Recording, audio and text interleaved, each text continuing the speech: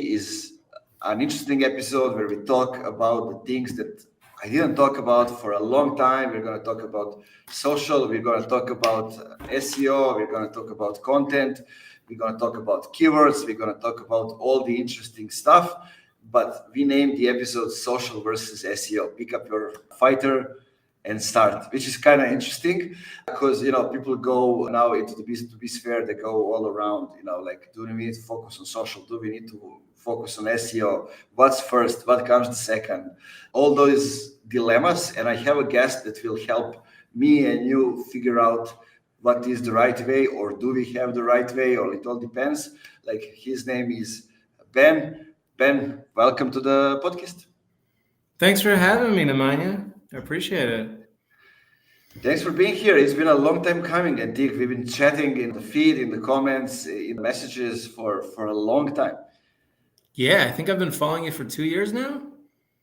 Yeah, and I love it how you take old ideas, you make them new. You talk about things and you bring a new perspective. And it's great because it's easy to get burnt out with marketing.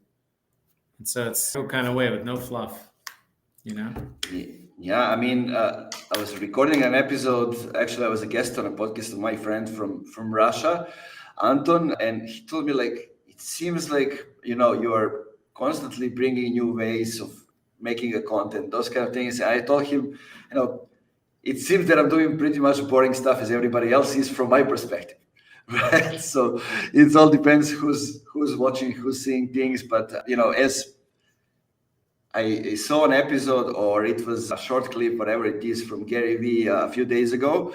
He wasn't in my focus for years, I think. And then I saw him and he said, somebody asked him about LinkedIn, and he said, you need to know your USP, and you need to know your target customers.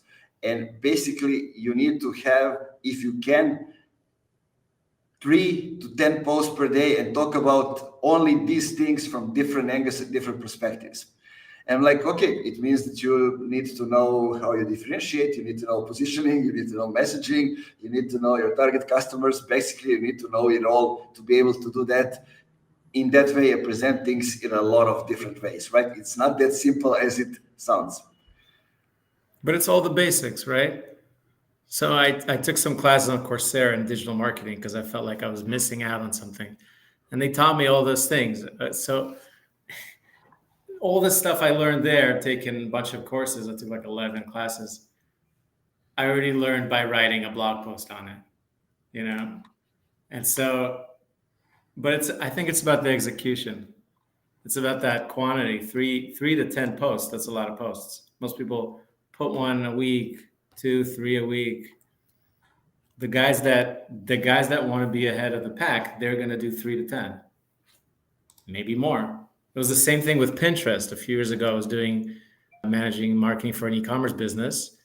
And the same thing, we were posting 1 or 2 posts, and we saw it was in home decor.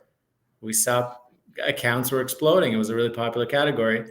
And I asked around, and I found out that the people that were succeeding were posting 10 to 15 posts a day. So that's a lot. Sometimes it's about that. That's a lot, even for me. But a lot of repins on Pinterest, you could post the same thing. Yeah. So. I remember back in the days, when I was doing e-commerce, also some automotive industry for the companies based in Canada and US, and I was trying to make Pinterest work, and it worked for the people who are searching for specific things. And it was always kind of a nice platform. I always say to my wife, why do you spend so much time on TikTok? Why don't you spend and create something on Pinterest like every other female is doing? Right. But it's a great platform. I don't see many people talk about it these days. Yeah, I don't know if it's popular anymore. I haven't been on it for years. Yeah, me neither. But tell me a few more things about your background. What do you do? You had some amazing results. I already put them in the show notes, but feel free to tell us more. Sure. Well, I'm Ben. I'm from Israel. Lived in California for quite a while. That's where the accent's from. And I've been doing content marketing for a long time now. Longer than I remember. No, like 6 or 7 years. Today I work with Maple, where I manage all their content. We are a platform that matches brands with experts.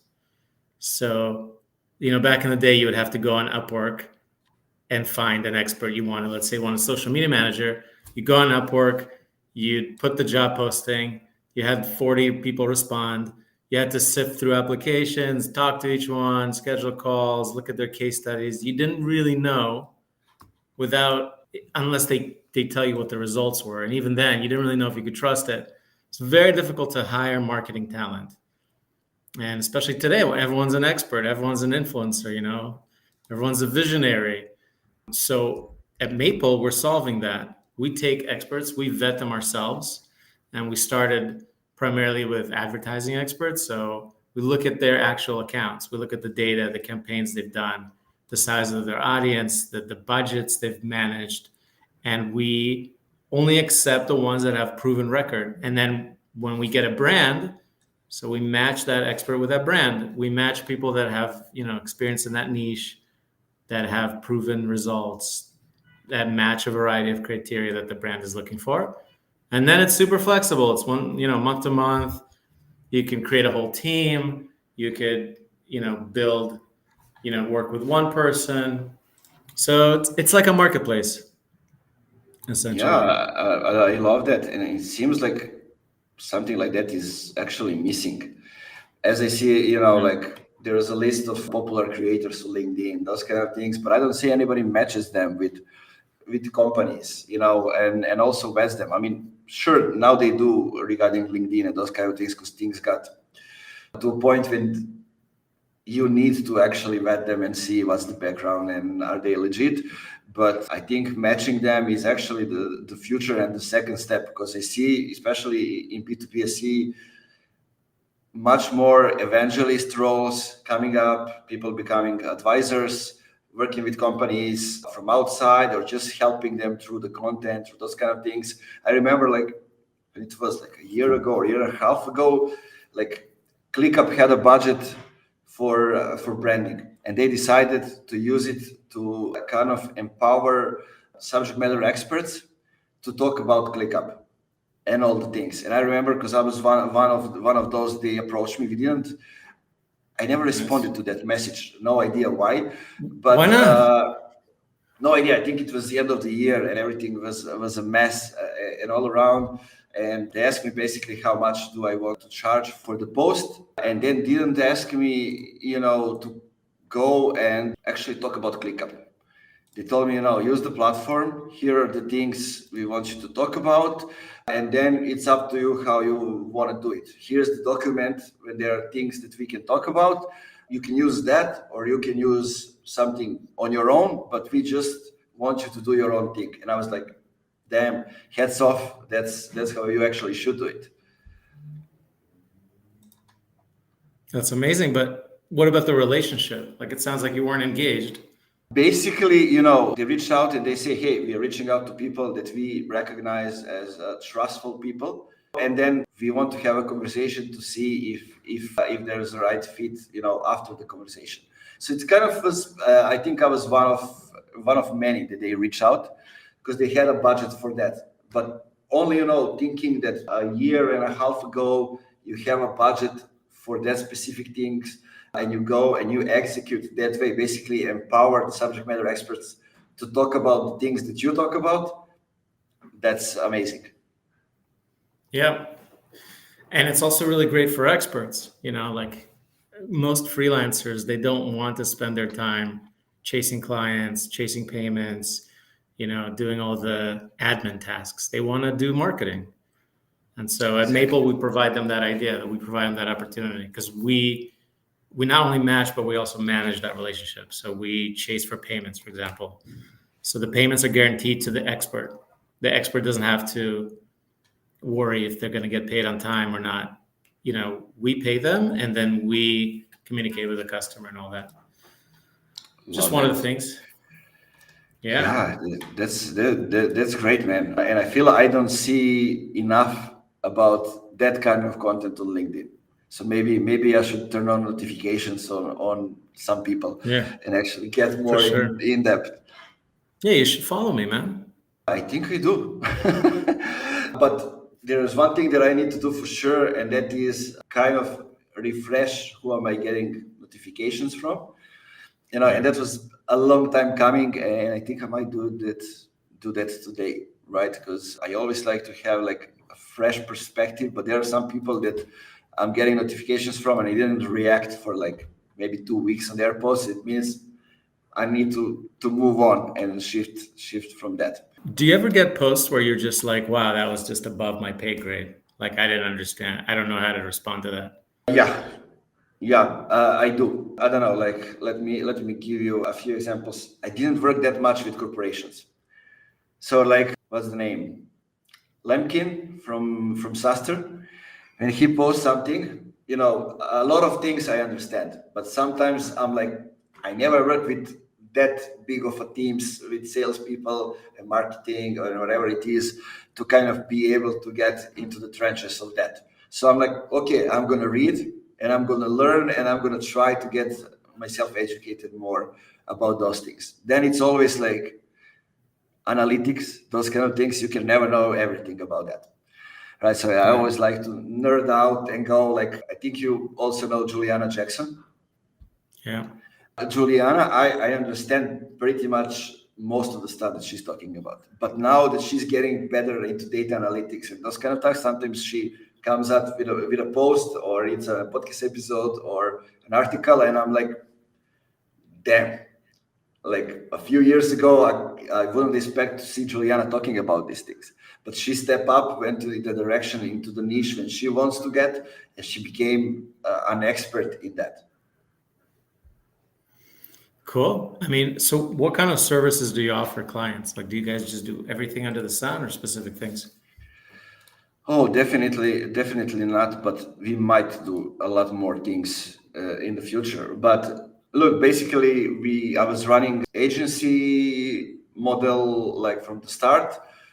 We grew up to 7 people, close, I think, 67 or something like that clients in a year and a half.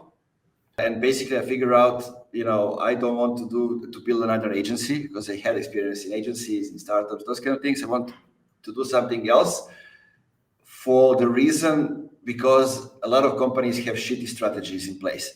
And if we come as an agency, we need to basically implement, execute someone else's strategies, right? And it affects our results as well. So I said, okay, there are some companies I don't want to work with.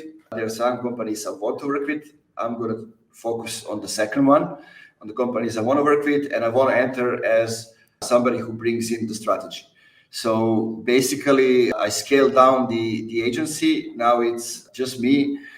And then, I work with the same people that had in-house when it was an agency, but I bring them in one by one, depending on a project, depending when I need them. And they have a chance also to work with other companies, with other people, and be better every time, I get them back to help with something. So that's how it goes. Now, do a lot of things as fractional CMO, as a 3-month sprint, basically where we set up a goal and we focus on that. A lot of other things outside that.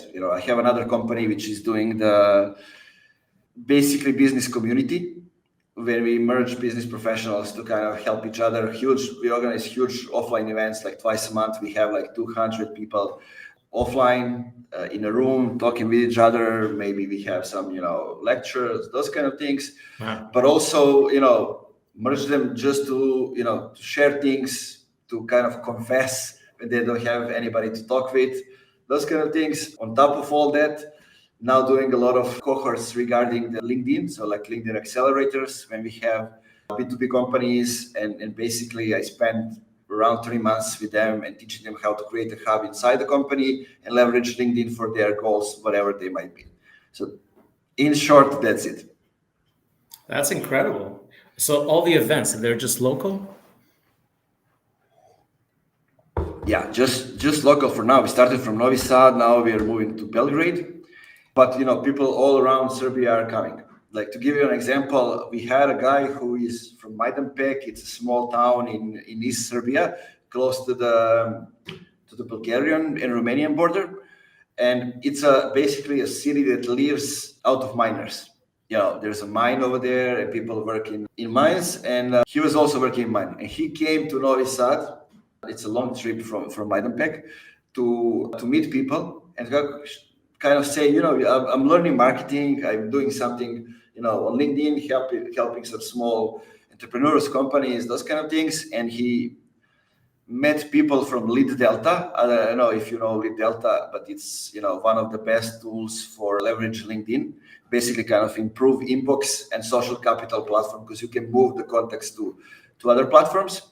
And they hired him. He got a job, and now he's working in one of the most interesting startups here in the region. That's amazing. What is it called? Lead Delta? Yeah. You probably know Vedran Rasic.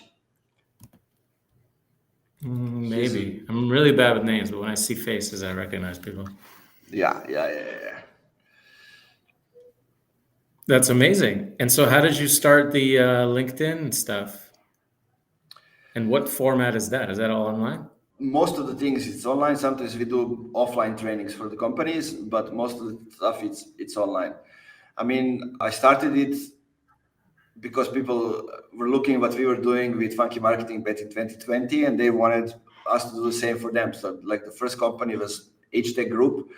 Basically, in 3 months, they grew from 3,000 employees to 800 employees, not only due to our work. They were opening like new markets every month, but we had around 40 people in a cohort, from the company, marketing, sales. Then we have C-level, and then we have engineers figure out, we want to help the company attract new people. And basically the only measurement was, are we able to attract people to come to work for us? That was the only measurement they were after, because they are still going for the IPO, so they want to have a huge number of employees. Right. And then, based from that, then it comes NIS, Gazprom, Neft, and all the other companies. And you just, based on the company's goal, you reframe them and you go and help it. That's amazing. We're trying to do that right now. I mean, if you want to get one thing that makes it or breaks it, if it's going to work or no, is who you have in-house. Are those people that are understanding the importance of the personal brand for themselves? Because they won't do it if me and you as their bosses are telling them to do it. They might do it for a short period of time, but then they will stop. And also, what do you do as a leader? Right? It can be you, it can be the CEO, all depends who are people looking as the leader. Are they doing the same things? Are they helping them hold their hands and helping them with frameworks, with examples, giving them feedback on their content, those kind of things? Because LinkedIn is only the overview of what's happening inside the company, right? If nobody's posting on LinkedIn, it means something.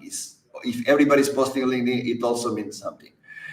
So I always like to analyze the companies through those lenses, what they can talk about on LinkedIn. Do they talk only about business? Are they different? How the things goes? But in 10 of 11 cases, like it was make or break if the leader was involved and was leading the way or no.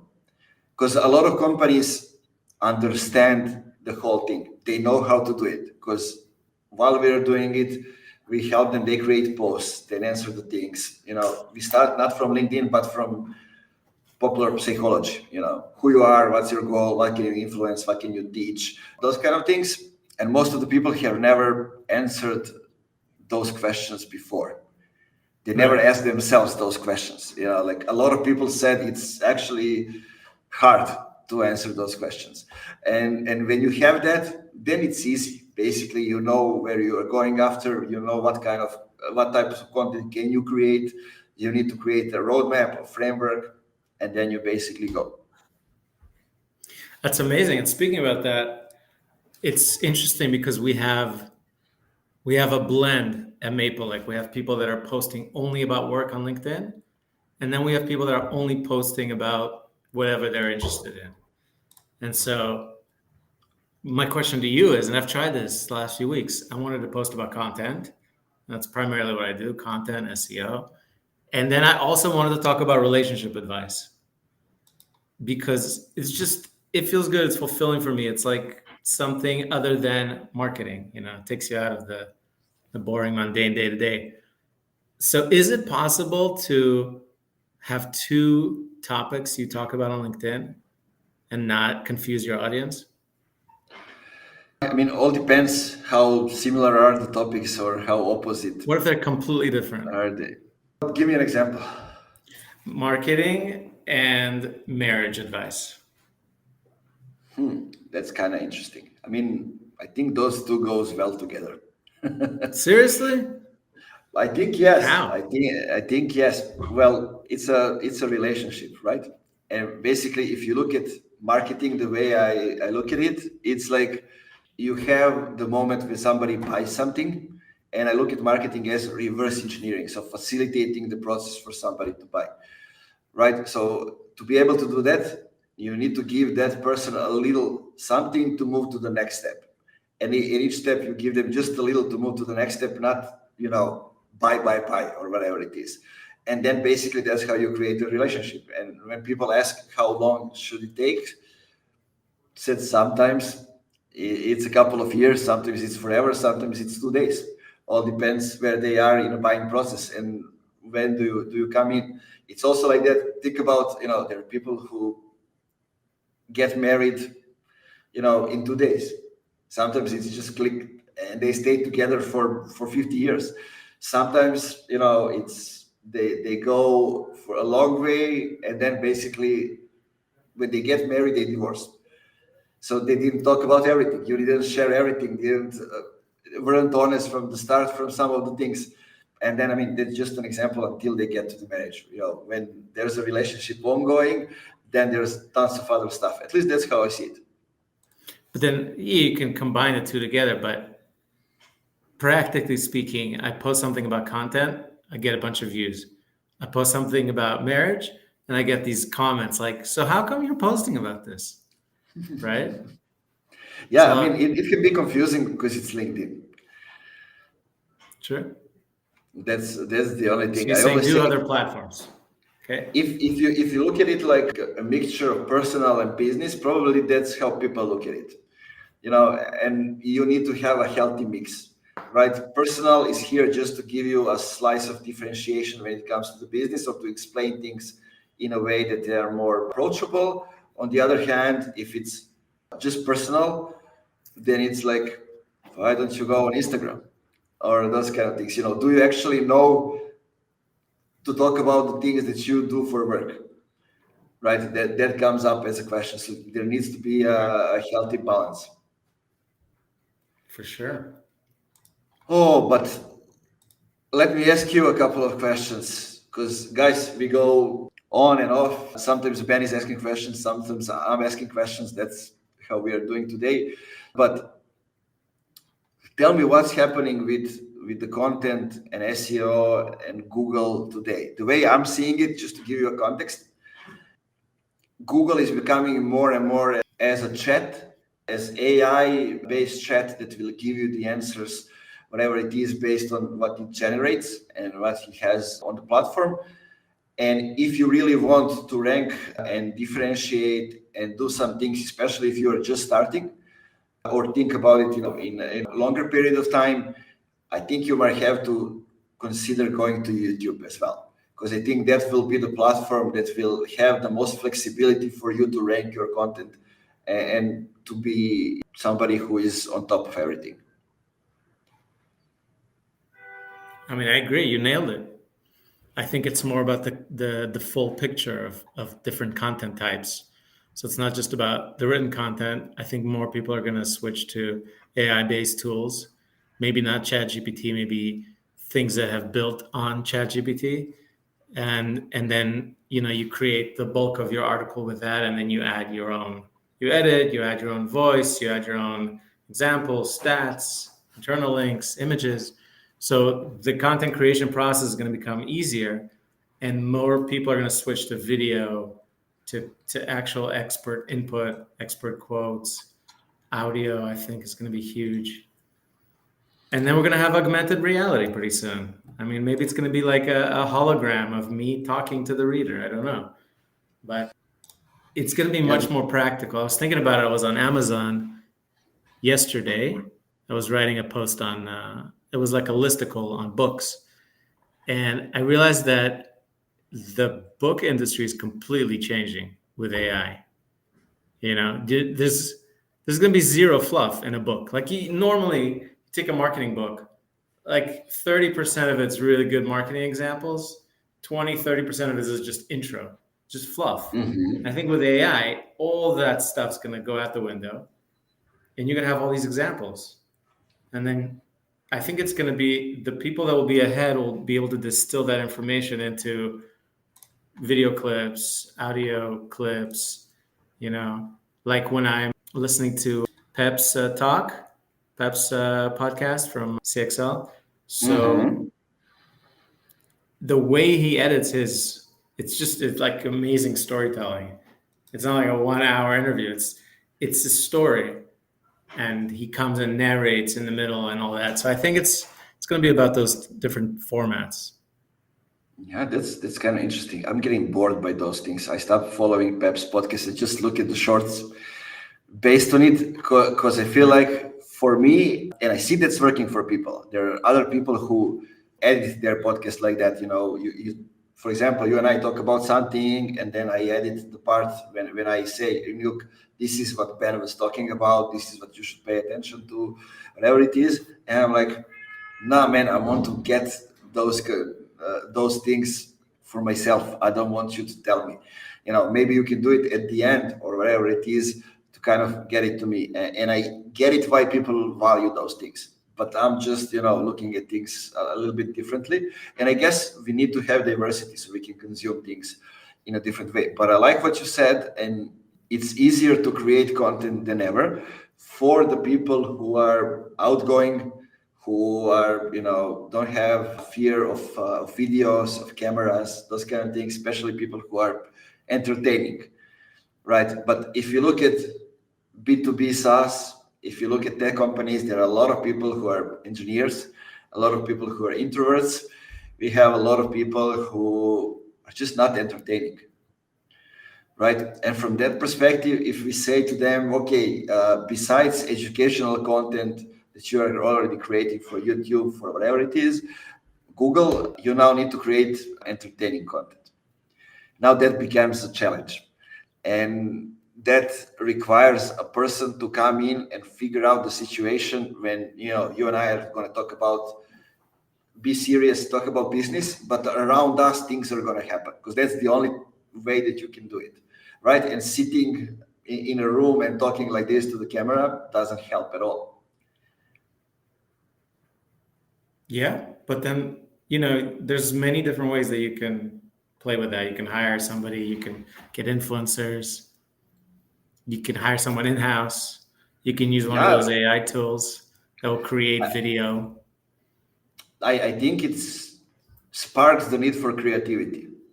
I don't look at it like that, like AI is going to come in, replace everything. I think people will need to figure out things on a whole different level to be engaging because like starting point is going up, right? The starting per year. So people are getting Right.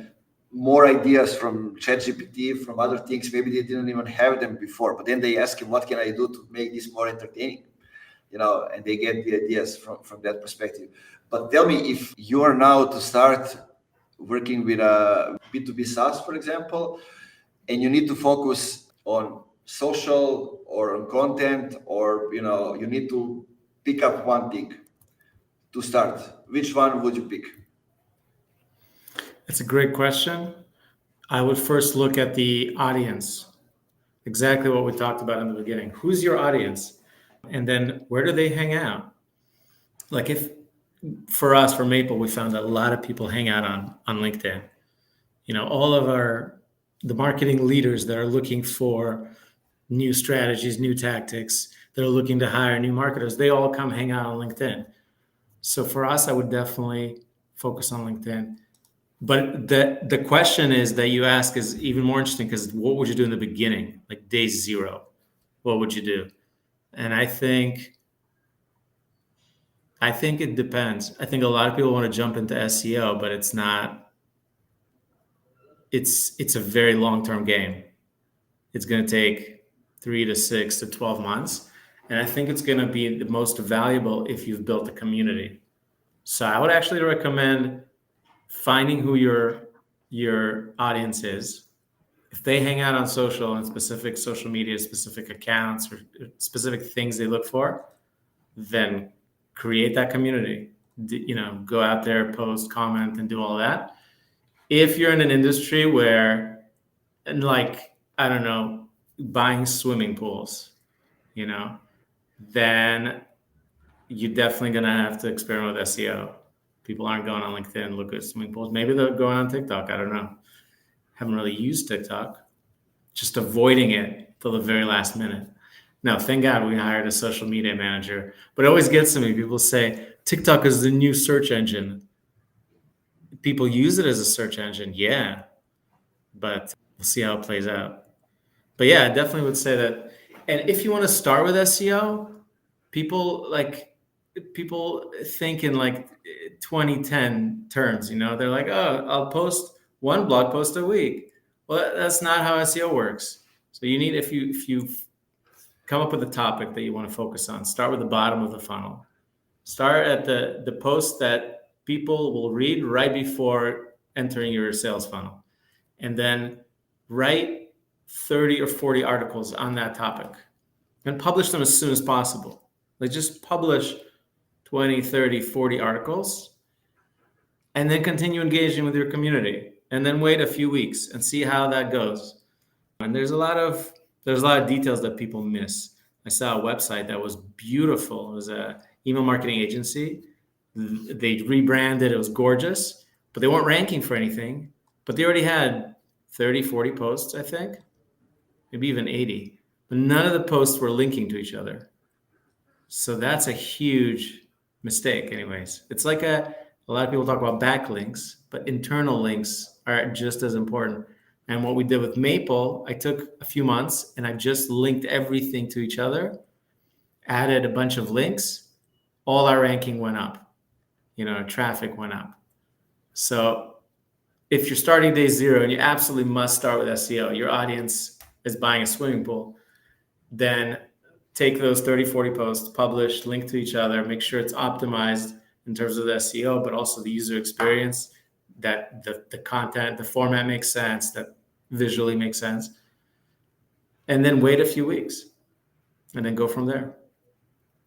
Yeah, I love that. And, the thing is, I always say to the people, make sure that you know if your customers are actually on the market to buy and how many of them are actually in the market to buy, right? In B2B, it's most of the times 95 to 97% are not on the market to buy because they buy once in a few years, right? So most of the times it's not the good time for them to kind of go to the Google and search for it and try to buy. But on the other hand, if you want to play that game and go on Google, then it's always, like category leader gets 70% of everything. I think it's actually 77. So you need to fight for everybody else for like 23%. And that's okay for some industries and some niches. That's millions. But you need to figure out if that's enough for you. And, and even if you go there and get inside that game, maybe SEO is not the first thing to think about. Maybe even PPC will be more effective than that. So you can at least test things out and get some research results faster and those kind of things. But I always say to the people, before you actually build a product, if you have a chance and you know who you're gonna want to build product for, create a community. Right? That's something that, I always like to get back to the example of Drift.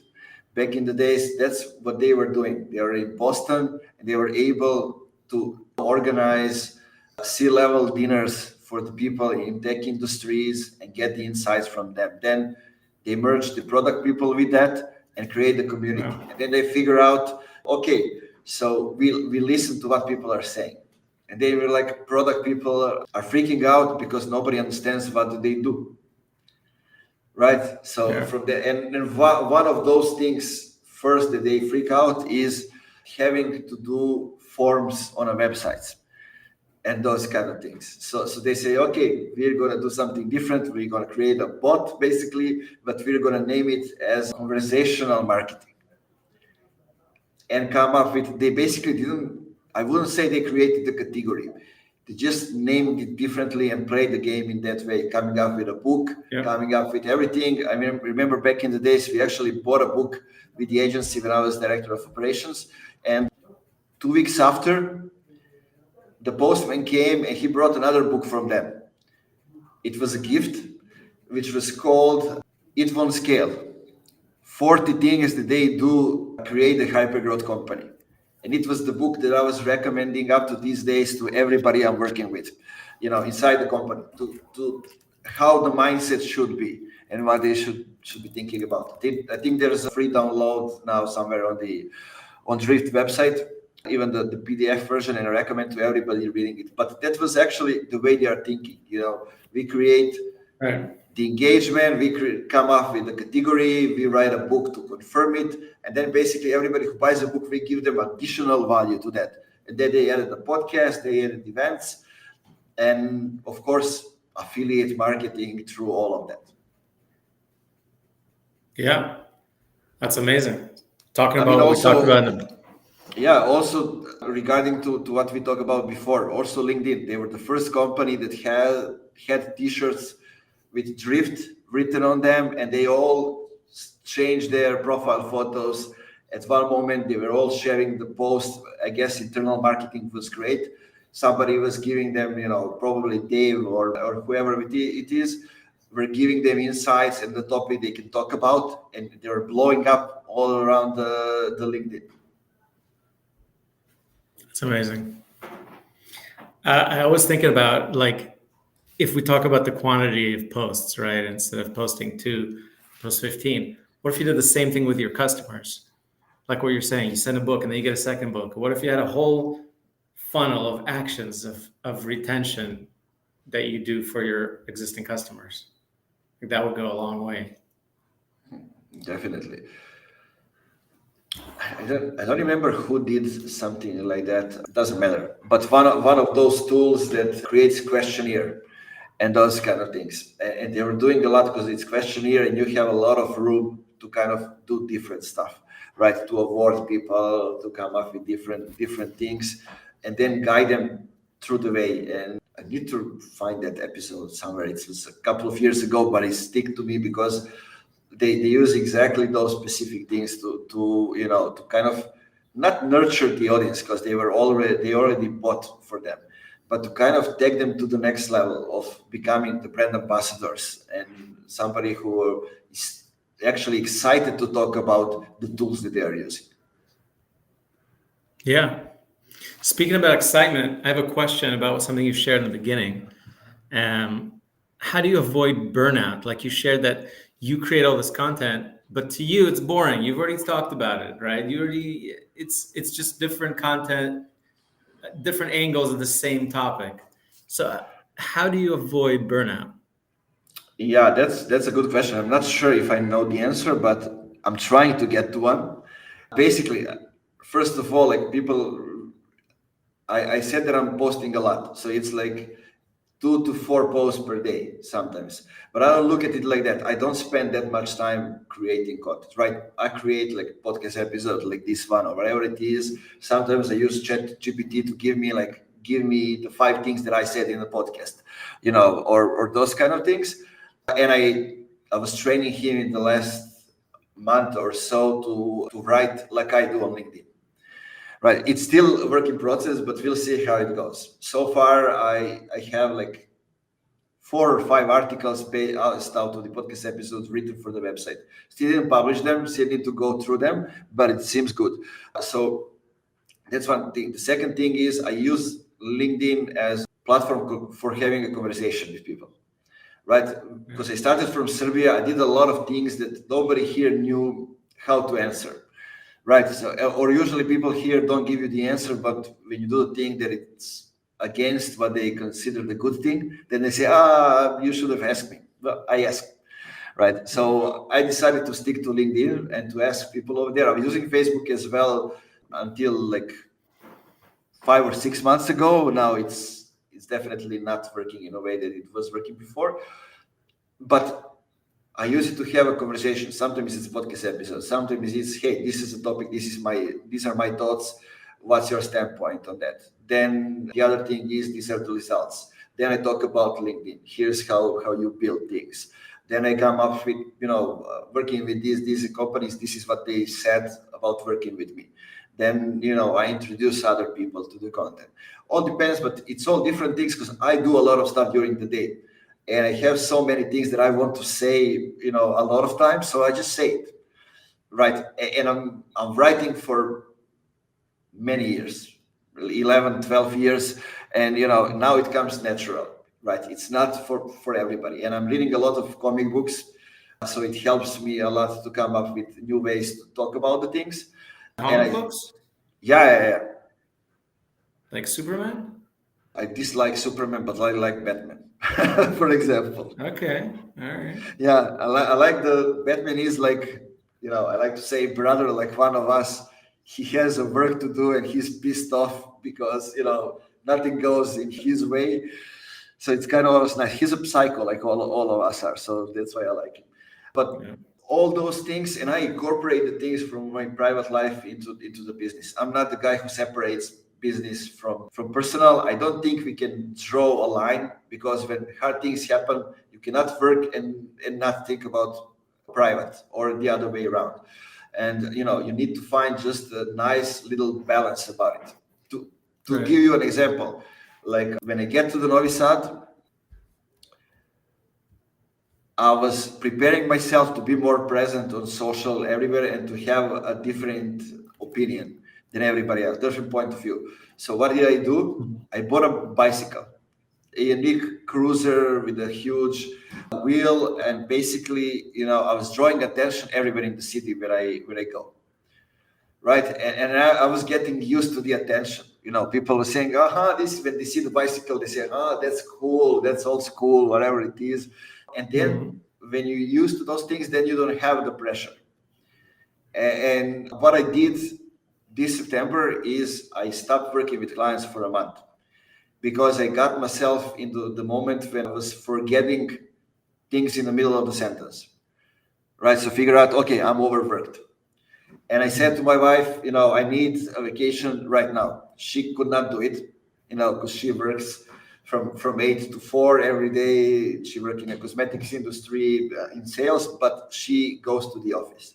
So she cannot go to the vacation whenever I need to. So I need to figure out how I'm going to prevent myself from the burnout. So I said I'm not going to work with clients. I was good with money, so that wasn't an issue. So I wake up every day, I open my laptop and start working. And then I said, okay, wait, this is not what you're supposed to do. You need to close the laptop and go and take a rest, right? So I go to the Danube beach and I lay down. It's the sun. I get a coffee. I chill. There are not many people. People are actually working during the week. Right. And then it comes into my mind, you lazy bastard. You should be working. You are here now resting, enjoying the sun when everybody else are working, right? And it took at least 2 weeks to get me in the moment when I fell asleep on the beach. And I didn't sleep on a beach or vacation or wherever for 10 years. And I was like, okay, means I'm finally relaxed and chill. And now when I got back to working, I can do tons of stuff. I can work for hours and I'm good. But I was able to detach myself from it for like 2 weeks or whatever it is. I think the problem with all of us is that, even though we all have like 2 weeks to 20 days vacation per year, nobody actually takes 2 weeks, or the company doesn't allow them, right? After 7 days, you're still, not detached from work. After 2 weeks, well, you probably are. You'll start thinking about different stuff, and the ideas start popping up, and those kind of things. So I think we need to find like a healthy balance. If we can, some people just cannot do it, and I think we need to change the whole environment for us to be able to live healthier way. Yeah. That's incredible. So where do you see yourself in 5 years, 10 years? Oh, if I knew, I would tell you. So I have no idea. I know that I have one thing, and that was the thing from the start, from my beginnings in the NGO and activism, is to help as many people as possible.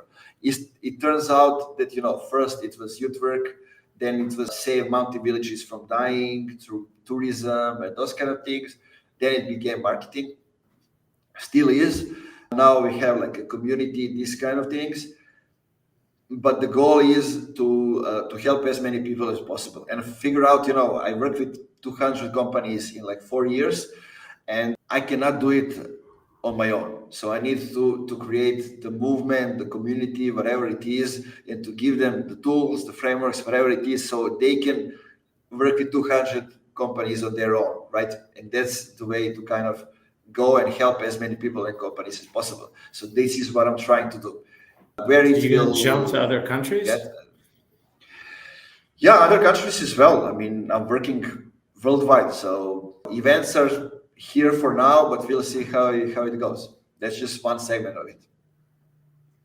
Are you guys doing mentorships, like matching people together? And Not yet. Actually, I did one for like 3 months, 300 euros per person. I wanted to be as cheap as possible, and I invest like an hour in that, and then I match people and help them out during the week. But it turns out that people weren't that much active during the week in those attacks. Maybe it was me, maybe it was the concept. I still need to figure out those things, but I was bored, right? So I figured out, okay, for now I'm gonna skip it, and I'll see how it goes, in the future. because that's something we've been thinking about. Like, our main service is bringing these experts and running marketing campaigns.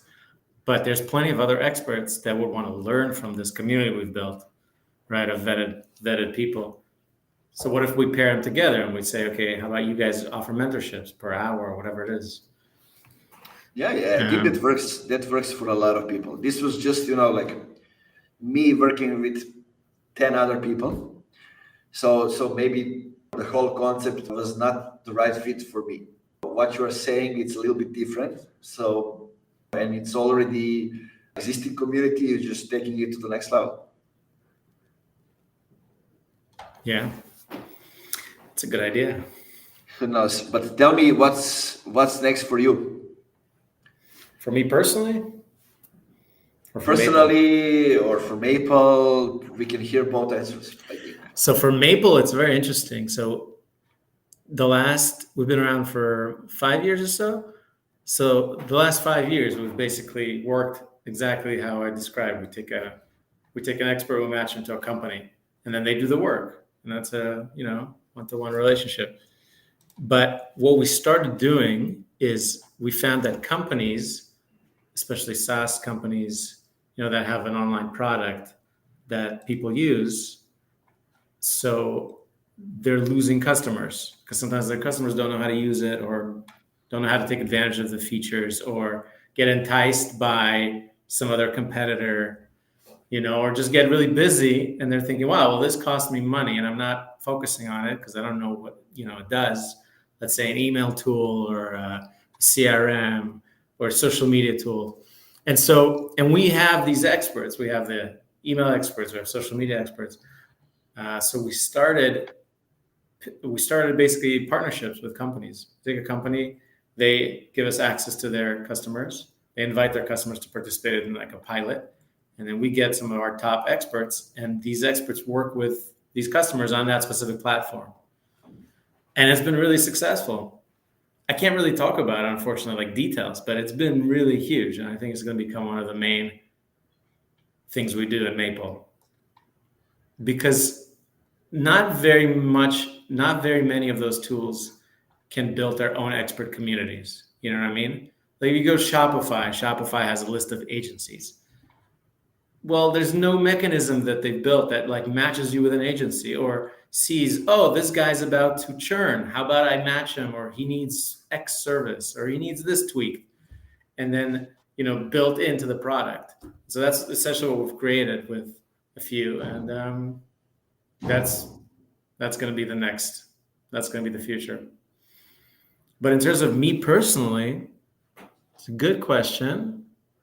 I think I'm trying to experiment with community. I think I'm trying to. One of the ideas I have is to create a community for marriage advice for men and accountability, because it doesn't exist. I haven't even Googled it. I'm pretty sure it doesn't exist. And that's one of the things that's always been missing in my life. When I got married, never had any marriage. There's no marriage, workbook, no textbook. And the thing to do now is, you go to therapy. Like, okay, but the therapist isn't a buddy, isn't somebody on my level. And so what I found recently is peers, other people that I can ask for advice. And marriage is such a central relationship to our lives, Like Napoleon, for example, had a really bad time with women. Like, he had a horrible marriage. I don't know if he had several or one, but just known for just that. And so that affects your entire life. That sets the vibe in the home. And that's the most fulfilling area of my life, and certainly many other people's lives. And so I thought, why not create a community like that where, I live in a little village in Israel, and people here we have like a weekly class on marriage. It's just a few minutes. And people here are open and we talk to each other. And so that's kind of built into our culture. But somewhere else may not be at all. And so my idea is make an online community for that and see how I can be the facilitator. I'm not saying I'm going to be some expert, get a PhD and whatever it is. It's boring. Facilitate people coming together, mentor each other, staying accountable, whatever it is. Yeah, that sounds good. I'm listening to you and I'm thinking, like, here in Serbia, we say that we are open and we talk about a lot of deep things, but if you were going somewhere and talking with with other people that you might not know or just know a little bit about your marriage, then will it stay in that circle? Probably not. So I think that's the issue, not talking about it. Yeah. And here you can have anonymity. You can call yourself whatever you want. You don't have to display your last name. Just interact with people. Yeah, I mean, there are ways to overcome that.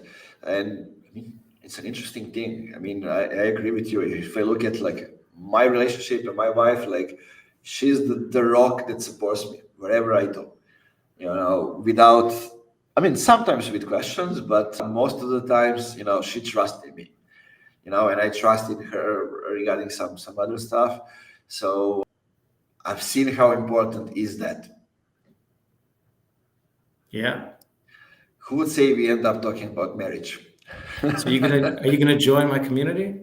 You gonna be the first Yeah, one? why not? Why not? Let's do it. Where there's two, there will be more. That's right. Let's do it. Perfect, man. Now tell me and everybody listening where they can find more information about you. You can just follow me on LinkedIn. You could check out Maple, MAYPLE.com. We got our blog there. And you could follow Maple on LinkedIn, Instagram, TikTok, and YouTube. We got a lot of videos. We're doing monthly events. Got a bunch of interviews with our experts that we're going to showcase on YouTube and LinkedIn and TikTok. So you can follow us. Sounds good. Guys, be sure to do it. Now, this is the moment in the episode when I tell you to go back to the beginning and listen, because we were talking about all kind of different stuff, but we said some smart things. So go ahead, listen whenever you hear something that that sticks with you. Write it down or stop it. Reach out to Ben, reach out to me. Let's see if it happens for the first time that somebody reaches out and says, "Hey, I heard about your Funky Marketing podcast." Let's see if there's a first, but be sure to do that. Also, be sure to subscribe, follow the podcast. If you like it, share it with somebody. Let them know that they should maybe listen an episode, see if it works for them. Feel free to message me. Feel free to message Ben about anything related to content, SEO, or marriage. So that's the new one. Ben, thank you very much for spending almost an hour here with me talking about different stuff. I'm sure we're Thanks gonna for do it having me. again. I'm sure we're gonna do it again. There are a lot more things to talk about, but guys, as I always say for the end, keep it funky. That's always the most important thing. Bye bye.